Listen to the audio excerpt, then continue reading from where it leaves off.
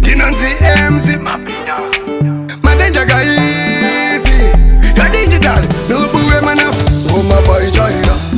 Abo mafanzi wacharaira Mubu wakaimba futa chimurangarira Ngwende sarato wachuti Rekutakura mukoma pamakasira Makuruwane Chibaba ndi mafundanga Saka ndatora patani chinzwa zvese Nekuti kugara musipo Nina ndizvikwanise ndazvichairike Mumwa toshushikana Mudanga hatichisina kukwana Mukoma somakasiya ronda Handizvikwanise ndazvichairike Mumwa toshushikana Mudanga hatichisina kukwana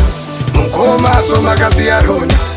Taiva shungu dze moyo wangu Kuzoimba nemi mkati Anchabatika, anchatangika Begira itapa kupondwa namo makati koka nai Tinovachira bonzo nekuonda kudai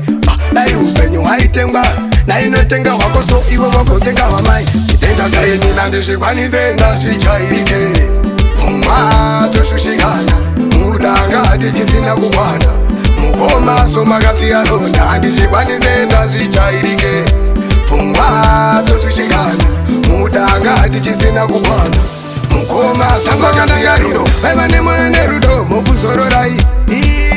Ndangariro mofuva chemwa imihonai Chitenda kai vakasiya vachiti Nyangwe pacho pane pandaitadza Maisandisiya ndichinyatsa urombe Nainongedza kumangoma vachindirumbidza Natsunovochema chibaba chaenda Nyangwe pacho pane pandaitadza Maisandisiya ndichinyatsa urombe Nainongedza kumangoma vachindirumbidza Natsunovochema chibaba chaenda Nina ndizvikwanise ndazvichairike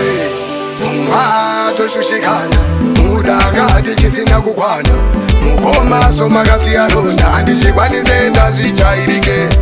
Mumwa toshushikana Mudanga hatichisina kukwana Mukoma somakasiya ronda Taiva shungu dze moyo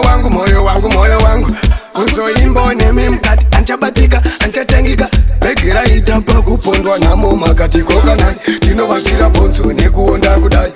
Dai upenyu haitengwa Na inotenga wako so iwe wako tenga wamai Chitenda saye nina ndizvikwanise ndazvichairike